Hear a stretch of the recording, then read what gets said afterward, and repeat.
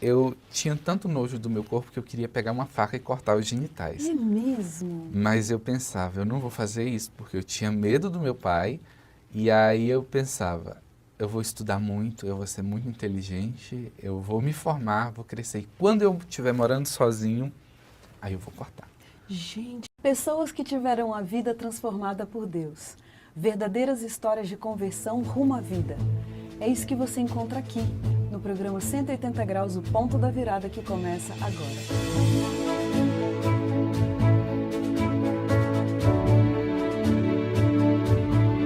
Quando sentimos o toque de Deus na vida, uma mudança acontece.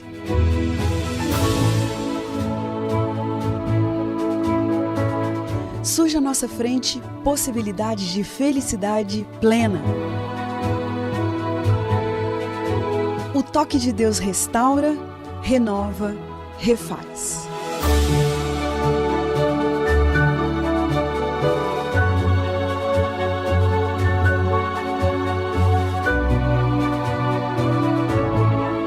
Hoje conheceremos uma pessoa que experimentou essa graça maravilhosa. Ela vai nos contar sobre essa mudança de 180 graus que lhe trouxe paz.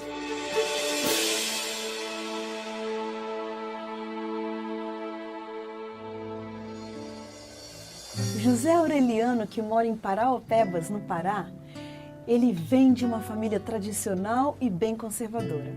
Mas esse menino tão desejado e amado, desde criança, se sentia uma menina. E assim, em meio a lutas tremendas, muitas dores, traumas, incertezas, sofrimento e rejeição, ele chegou ao ponto de não se sentir mais amado por ninguém, só por Deus.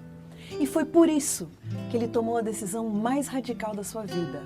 Mais radical até do que a decisão de mudar de sexo. E foi a decisão de experimentar a Jesus Cristo que transformou a sua vida em 180 graus. José Aureliano, que privilégio, que prazer o meu ter você aqui. Muito obrigada, viu? Obrigado a você. Quer dizer que você mora lá no Pará. Isso, Paraopebas no Pará já há uns 16 anos, morando nessa cidade incrível. Que beleza. José, o que é que faz um menino se sentir uma menina? Por quê? É algo estranho, né? Até para a ciência explicar, porque o transexualismo, o que é o transexualismo? É um transtorno, já se fala transexual, né? Divide-se em duas palavras, trans de transtorno e sexual justamente por ser um transtorno da sexualidade, onde a pessoa, pelo SUS, pelas organizações mundiais de saúde, é uma doença mental, onde a pessoa, biologicamente, no meu caso, é um homem, mas que se sentia uma mulher, né? Então, hoje, o que é oferecido como tratamento é a cirurgia para mudança de sexo, né? É um tratamento hormonal, tem toda uma série clínica aí com uma equipe planejada para que o paciente possa readequar o corpo com a mente. Quer dizer, você tinha uma doença. Sim, É sim. isso. E lógico, eu imagino, né, nessa sociedade que a gente vive, tão confusa essas coisas todas, né? E você, desde quando começou assim a sofrer por isso? Olha, na verdade, desde criança, né? Desde criança, Desde já. criança. Você já sabia que isso Já, não era eu normal? sabia que existia uma coisa errada, eu não sabia o que era. Mas eu sabia que eu gostava de coisas de menina, mas eu via meu pai falar, olha, isso não é assim, homem fala desse jeito, brinca disso, não brinca daquilo, não senta assim, essa mão na cintura não é para estar. Então, eu sabia que tinha uma coisa, meu pai falava que você é homem, homem gosta de mulher, homem gosta de brincadeira de homem, e não é assim que funciona. Quer dizer, seu pai se preocupava com isso? Ele via que tinha uma coisa errada, né? Talvez pela criação, era uma pessoa de uma outra época, é uma pessoa de uma outra época, então é de um tempo onde homem se portava como homem, mulher como mulher. Então ele sabia que tinha que orientar o filho, mesmo, quem sabe, negando para si próprio que existe algo de errado nessa criança. Pois é, pensa, porque essa coisa de ser uma doença é uma coisa muito nova isso. Sim, E para a nossa sociedade brasileira como um todo, né, que é uma sociedade tradicional e sim, tudo, saber lidar com isso é difícil, a gente não é orientado para isso. Né? extremamente complicado. Ninguém aprende a lidar com isso. Você, quando olha para trás, assim, você encontrou pessoas em quem se apoiar, em quem se abrir e pedir um apoio, uma ajuda, ou você passava por isso calado? Olha, a maior parte do tempo foi calado, né? Calado. Então, como minha família era uma família que via muita televisão, então desde criança eu via aqueles shows de calouros, né, no Silvio Santos, onde iam transformistas, e eu pensava, nossa, é um homem, mas que se veste de mulher. Eu me sinto mulher, será que eu não sou igual a eles? Olha. E então eu fui passando por isso às cegas, vamos dizer assim, sem falar, Entendo. guardando para mim mesmo. Entendo. Bom, vamos falar um pouquinho da sua cultura ali, né? Certo. Sua família tinha uma cabeça aberta para isso, você já disse que seu pai é de uma outra geração, lógico, né? Sim. Mas como que a sua cultura, o seu bairro, a sua cidade, ninguém estava preparado para lidar com isso? Justamente. A minha mãe, eu lembro que quando foi para me expor a verdade, né, falar o que dos meus sentimentos, que eu já não aguentava mais, eu já tinha 17 anos, tinha passado por uma adolescência conturbada, né, nessa questão da descoberta do que você é, do como se sente e o que você quer para a sua vida. Então eu já não aguentava mais. Então, num fim de semana, eu resolvi contar para o meu pai, porque eu sabia que eu não teria capacidade de contar primeiro para minha mãe. Ah, então você achou que contar para a mãe ia ser dolorido demais? Muito, extremamente. Você já citou que seu pai procurava te educar e falar, olha, menino faz isso, menina faz aquilo. E a sua mãe, como que ela ficava nesse meio? Minha mãe, eu não consigo lembrar da forma como ela se portava, mas eu lembro muito do meu pai falar, ele é assim por culpa sua, porque você mima demais. Mas eu diria que não. Eu diria que a vida foi me levando a fazer escolhas por conta dos meus sentimentos.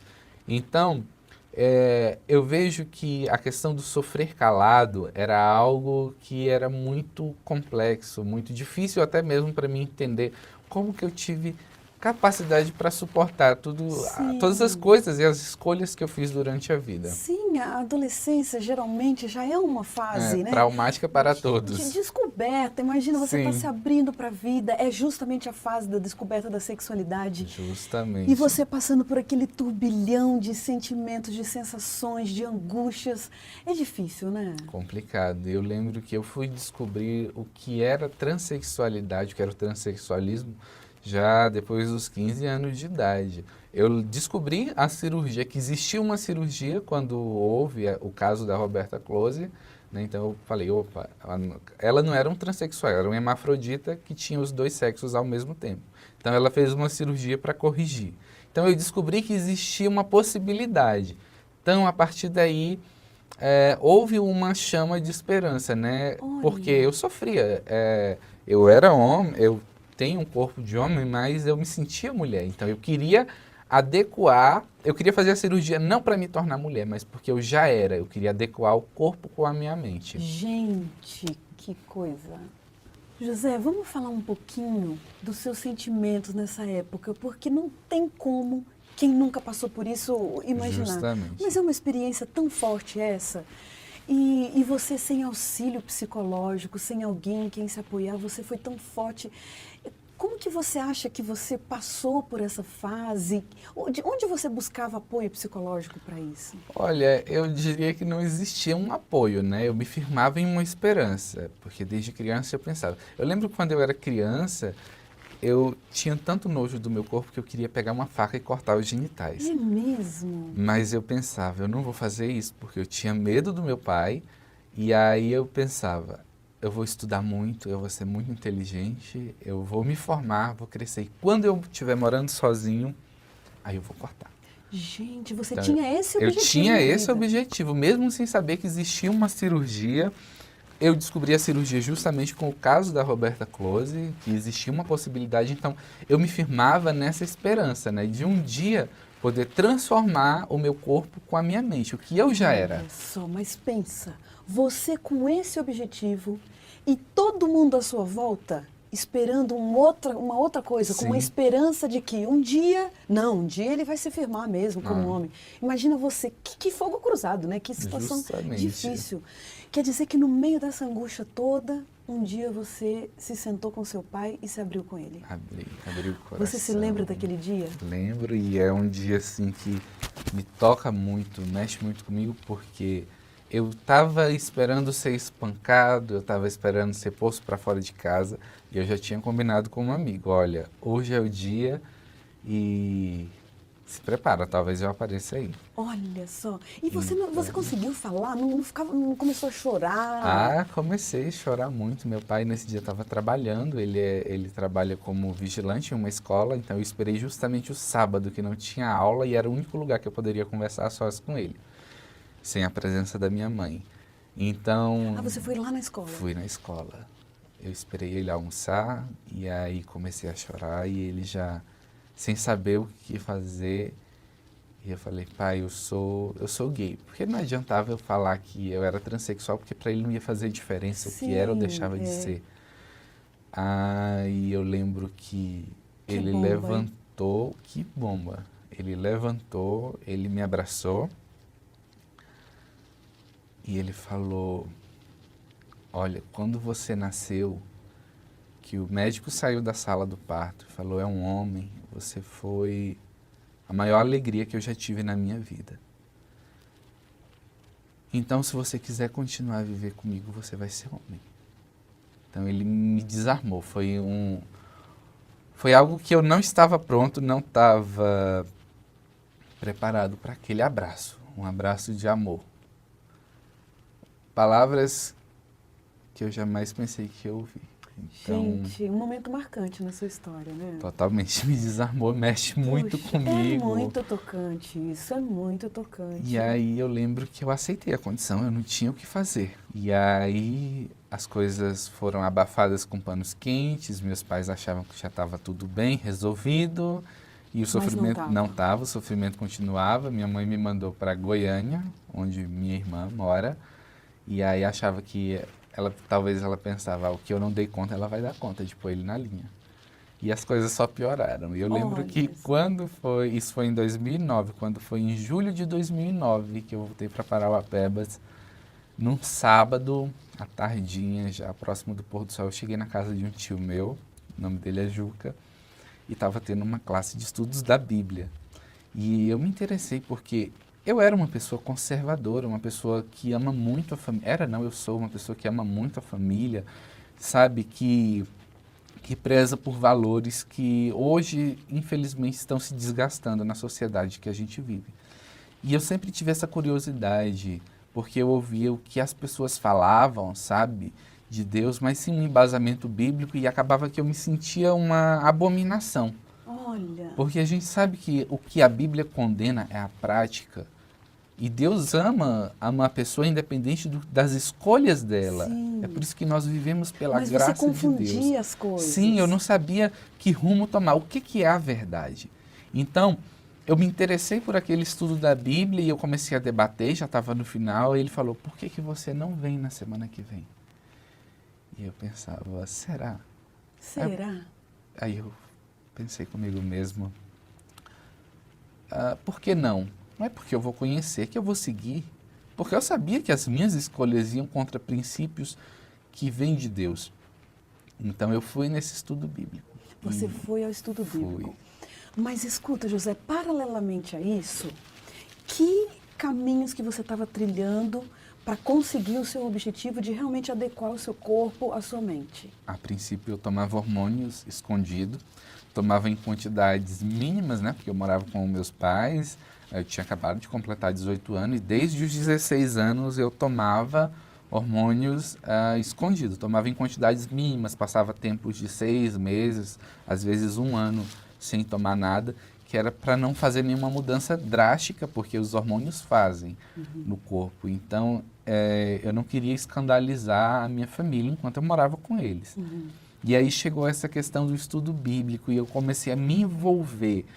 E o que mais me interessou é que não era a pessoa que estava dando estudo bíblico que respondia as perguntas. Era a Bíblia. Eu pegava a Bíblia e ia lá no lugar e achava a resposta. E aquilo foi me envolvendo. E eu me apaixonei por uma verdade que eu não conhecia.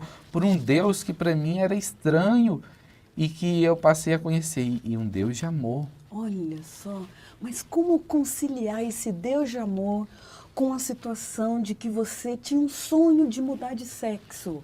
O que você, antes da gente chegar no ponto da virada mesmo na sua vida, o que você chegou a fazer de extremo para ir em busca dessa mudança de sexo? O que eu cheguei a fazer de extremo? Bom, o que eu cheguei a fazer de extremo já foi depois que eu tinha entrado para a igreja, porque eu conhecia essa mensagem. Então, num fim de semana, à noite, a minha prima, uma prima chamada Ana Paula, chegou na minha casa, dos meus pais, e ela falou: o que está faltando para você tomar uma decisão? E eu passei a noite pensando naquilo. O que está faltando? Porque eu conheci um Deus que eu não conhecia, uma verdade que para mim até então não existia. Então, eu pensei, vou tomar essa escolha, e no dia seguinte eu já comecei a mudando tudo na minha vida. Eu entrei para a igreja, quando foi na virada de 2009 para 2010, eu me batizei na igreja adventista. Eu vivi 2 anos incríveis dentro da igreja. Eu entrei para a igreja não com o objetivo, vou virar homem, estou desistindo da cirurgia porque eu não me sinto mais mulher. Não, eu conheci um Deus de amor. E eu pensei, nossa, como o Senhor é incrível. Eu tenho que me render a essa verdade. E eu me rendi a essa verdade e fui para a igreja, vivi 2 anos, só que eu fui me afastando. Fui me afastando por falta de comunhão, por não pegar tempo, separar tempo para ler a Bíblia, sabe? Eu só ia à igreja aos sábados, eu não levava essa mensagem para outras pessoas. Então eu fui me afastando. E quando meus pais foram morar na Guiana Inglesa, eu passei um bom tempo só, passei uns 2 anos só. Então, eu já tinha... Nessa fase coincidiu que você já estava fora. Justamente, já tinha saído da igreja, eu tinha passado num concurso público, fui trabalhar... Estava livre? Vamos dizer assim, livre, mas a verdade é que eu estava me acorrentando em uma vida que só me trouxe sofrimento. Você chegou alguma vez a se vestir mesmo de mulher? Cheguei. Algumas vezes eu cheguei a me vestir de mulher, mas foram poucas porque eu não queria ser confundido com homossexual ou com travesti, nada contra eles, mas eu me sentia mulher. Então eu queria ser tratado como homem. Então eu pensava, vai chegar a hora certa em que essa vida de homem vai ser abandonada, porque chega um momento no tratamento. Quando eu passei no concurso, que eu fui trabalhar na Secretaria de Saúde do meu município, eu tive acessos à consulta, a receitas. Então, eu voltei a fazer o tratamento. Eu passei a me consultar com o médico endocrinologista. Para quê? Justamente por conta dos hormônios. Aí eu comecei a tomar hormônios de uma forma mais agressiva. Meu corpo começou a mudar.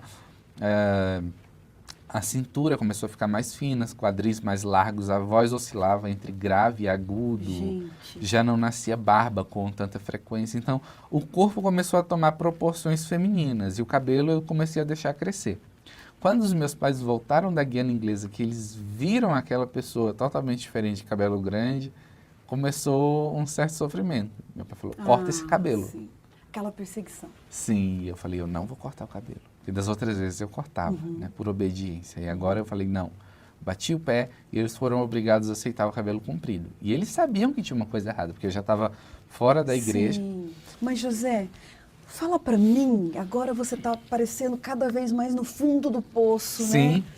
E o que aconteceu então que de fato selou a sua entrega para Cristo? Eu lembro que as minhas colegas de trabalho numa sexta-noite combinaram de ir numa festa no sábado à noite e falaram, você vai ter que ir de mulher, porque a gente nunca te viu vestido de mulher, né? Só viam as fotos. E aí eu combinei, tudo bem, vamos. Fomos nessa festa e nessa festa eu comecei a sentir um vazio tremendo. Olha só. Nossa, eu tô vestido de mulher, tava bonito, sabe? Não tava vulgar. Mas eu sabia que para as pessoas eu não era uma mulher. As pessoas te olham como algo, é interessante de ver, sabe? Mas digamos que é um alienígena. Olha. Então eu me sentia um alienígena entre as pessoas. E aí no dia seguinte eu passei o dia refletindo naquilo. Eu passei o dia refletindo que minha família estava se destruindo, tinha placa de venda na casa, meus pais falavam de divórcio. E eu estava sofrendo. Eu estava sofrendo porque eu estava me destruindo. E aí as pessoas pensam, ah, mas ele era uma vítima. Não, minha família também era uma vítima. Não existe apenas um vilão e uma vítima. Ah, a família é uma vilã e o jovenzinho homossexual, transexual é a vítima. Não, ambos os lados sofrem. E eu sofria por ver meus pais sofrendo, eu sofria por me distanciar de pessoas queridas da igreja, eu sofria porque eu criava uma barreira. Então eu comecei a ouvir a voz do Espírito Santo. Olha só. Volta. Ai, que coisa linda. E Que foi coisa complicado. linda. Você Essa abrir mão, eu palavra. falava para Deus, eu já cheguei até aqui, eu vou até o final. E o Espírito Santo insistindo com você. Volta, sabe? E cada vez mais forte. E eu comecei a chorar. E eu lembro que eu estava arrumando meus cabelos, eu tinha um cabelo muito grande. E aí, cada vez mais o Espírito Santo incomodando, sabe? E eu vendo que minha vida estava tão destruída que eu só senti o amor de Deus na minha vida. Eu nunca senti rejeição de Deus. Eu sempre senti Deus me chamando, sabe? Eu tenho algo melhor para você. E você aí, resistindo, até que chegou o momento que eu vou me entregar a esse Deus. Ai, que decisão corajosa essa. E agora eu quero saber, José, essa transformação de 180 graus foi uma experiência com Deus ou foi também uma transformação física, mental? Como é que foi? Literalmente uma experiência com Deus e ao mesmo tempo física e mental, porque eu voltei ao chamado do Espírito Santo, me rebatizei, sabe? E eu pensei comigo mesmo, vai ser diferente.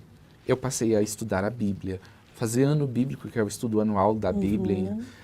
Eu passei a me envolver nos programas da igreja. A Igreja Adventista tem um programa chamado Pequeno Grupo, que é um estilo de vida adventista, onde nos reunimos e abrimos o coração entre irmãos. E é uma família espiritual. E essa família espiritual me abraçou e começou a orar por mim, e eu me envolvendo na igreja e com o tempo, sabe, naturalmente, progressivamente, não foi nada um estalar de dedos e agora eu sou homem, não. Porque eu não voltei para a igreja para me sentir homem, eu voltei para me entregar para Deus. Eu pensei, ele me ama tanto, então ele é a única pessoa que me ama verdadeiramente, eu quero corresponder a esse amor. Voltei para a igreja, me entreguei a um Deus verdadeiro e ao me envolver numa comunhão, Deus foi transformando a minha mente. Aos poucos eu comecei a me sentir homem, eu comecei a sentir atração sexual por mulher. Eu passei a ter prazer em me vestir como homem, que eu odiava comprar roupas masculinas. Então, hoje eu vejo, e eu não pedi para Deus, eu não fiquei, sabe? Mas eu, ao invés de orar por mim, eu orava pelas pessoas, eu me envolvia com as pessoas em projetos missionários de ganhar almas para Cristo. E eu vi que Deus foi transformando minha vida naturalmente, sem forçação de barra, sem pressão. Amém. E hoje eu não consigo entender como que aquele antigo José existia. É mesmo? Eu olho Essa as é uma coisa fotos. desconhecida. Sim, era uma outra vida. Gente Sabe? do Eu céu. não consigo entender como que eu me senti mulher. Porque hoje eu me sinto homem. Eu tenho desejo por mulher. Eu tenho vontade de constituir uma família. Olha E só. as próprias meninas que trabalhavam comigo, elas falam, não tem como, você é homem.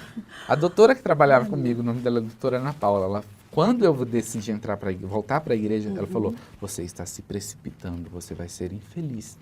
Hoje ela fala, não tem como, sua vida é um milagre. Gente, é um milagre mesmo. Ela fala, José, você é homem. Olha, graças a Deus, e a gente só Amém tem que por dizer, isso. louvado seja o nome do Seja nosso o nome. Senhor Amém. Jesus Cristo. Glória a Deus. Que história maravilhosa. Amém. José, a gente poderia ficar conversando horas e horas a mais, mas vamos lá para o nosso momento aqui das perguntinhas, rapidinhos? Ok. Pai, Um grande amor, um sentimento constante, salvação, um perigo, escolhas, um privilégio, servir a Deus, um sonho, ir para o céu, sofrimento, passado. Sabe que todos nós temos pessoas a quem nós devemos muito e somos muito agradecidos. O seu abraço especial de hoje vai para quem? Olha, meu abraço especial vai para esse meu tio Juca, que foi a pessoa que me mostrou a verdade. Vai para os 3 irmãos da igreja que me evangelizaram, me mostraram a Bíblia, a verdade. O irmão Aguinaldo, Bail e o irmão Antônio Filho. E vai para minha prima Ana Paula também, que fez um apelo que me tocou ao coração. O que está faltando? E aí ela também me mostrou um programa no Novo Tempo que mostrou uma mudança. E eu pensei, Deus também pode mudar minha vida. E eu acreditar na mudança fez com que Deus transformasse em 180 graus. Então, Amém. eu agradeço a Deus pela vida dessas pessoas, pelo meu pequeno grupo, pela Igreja Adventista do Sétimo Dia que me acolheu sem preconceitos, sabe? Sem temor algum. Me acolheu de braços abertos, assim como Cristo me amou. Amém. Eu agradeço. E qual é o verso da Bíblia que te acompanha? O verso da Bíblia que me acompanha está em Romanos 8. São os 3 últimos versos de Romanos 8, que diz o seguinte: em todas essas coisas, porém, somos mais que vencedores, por meio daquele que nos amou. Porque eu estou bem certo de que nem a morte, nem a vida, nem os anjos, nem os principados, nem as coisas do presente, nem do porvir, nem os poderes, nem a altura, nem a profundidade, nem qualquer outra criatura poderá separar-nos do amor de Deus que está em Cristo Jesus, nosso Senhor. Amém. Amém. Olha, José, você é muito amado. Não só era amado Glória a Deus. quando seu pai descobriu que tinha nascido um garotão, mas você sempre foi amado por Deus. Nada vai poder te separar desse Glória a amor. Deus. Que essa verdade seja sempre constante na sua vida. Obrigada. Obrigado a você. E a gente termina o programa 180 Graus de hoje feliz por essa história impressionante. Como diz o verso bíblico, era preciso que nos regozijássemos e nos alegrássemos, porque esse teu irmão estava morto e reviveu, estava perdido e foi achado. Um grande abraço para você e até a próxima semana.